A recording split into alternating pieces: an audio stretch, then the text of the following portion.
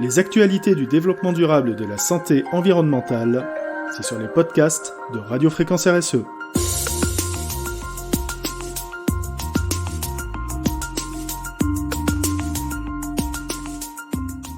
La protection de l'environnement comme liberté fondamentale, une consécration historique ? Depuis 2 semaines, la protection de l'environnement s'ajoute à la liste des libertés fondamentales. En effet, l'actualité, notamment relative à l'énergie, ne cesse de démontrer la centralité des enjeux environnementaux. Le juge administratif consacre la protection de l'environnement comme liberté fondamentale. Si l'engouement général face à cette décision est sans précédent, il convient de rester prudent face à cette décision et de l'analyser afin d'en mesurer les conséquences. Il faut attendre 2005 pour que la Charte de l'environnement intègre le bloc de constitutionnalité. L'article 1er de la Charte de l'environnement dispose que chacun a le droit de vivre dans un environnement équilibré et respectueux de la santé. Au terme de cet article, la notion de santé doit être envisagée au sens large. Cela s'insère dans l'optique de la définition dégagée par l'OMS.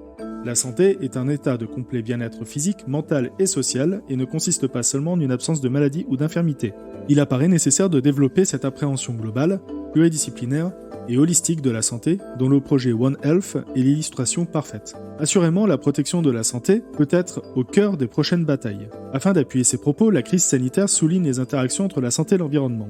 Ainsi, il convient de comprendre que le premier article de la Charte tend à décloisonner santé et environnement afin de protéger la santé publique et, in fine, l'intérêt général. Si les sages de la rue de Montpensier sont moins enjoués et limitent encore l'invocabilité et l'applicabilité de cette charte, la décision d'espèce témoigne-t-elle d'un schisme entre la haute juridiction administrative et le Conseil constitutionnel ? Cela n'est pas si certain puisque les juges constitutionnels considèrent que la préservation de l'environnement doit être recherchée au même titre que les autres intérêts fondamentaux de la nation et que les choix présents ne doivent pas compromettre les générations futures. Les garants de la Constitution ont aussi eu l'occasion de consacrer la protection de l'environnement comme objectif à valeur constitutionnelle. Le juge de l'urgence va plus loin. Dans cet arrêt, le juge des référés rappelle qu'il est proclamé au sein de la Charte le droit de chacun de vivre dans un environnement équilibré et respectueux de la santé. Un considérant après, la haute juridiction administrative affirme que le juge des référés du tribunal administratif de Toulon a commis une erreur de droit. Afin qu'un référé liberté soit recevable devant le juge, celui-ci doit réunir 3 conditions classiques. L'article L521-2 du Code de justice administrative dispose que le requérant doit justifier de l'urgence, démontrer qu'une liberté fondamentale est en cause comme la liberté d'aller et venir, la liberté d'expression ou tout autre exemple, et prouver que l'atteinte portée à cette liberté est grave et manifestement illégale. La dernière condition étant particulièrement complexe à démontrer. En l'espèce, au sein du considérant matriciel de l'arrêt, le juge administratif spécifie que la situation sera jugée au regard de la situation personnelle.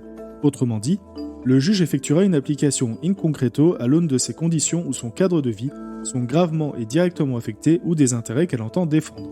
Par conséquent, cette décision est historique, puisqu'elle est le fruit d'une création prétorienne audacieuse et peut ouvrir une voie contentieuse nouvelle. En revanche, si invoquer la protection du droit de l'environnement devant le juge des référés est désormais possible, il n'est pas garanti que le requérant remplisse toutes les conditions, dont les circonstances particulières permettant de justifier cette procédure d'urgence. Cette jurisprudence est fascinante sur le plan juridique, mais révolutionne-t-elle le contentieux ? Le juge lui-même aura sans doute l'occasion de préciser son office.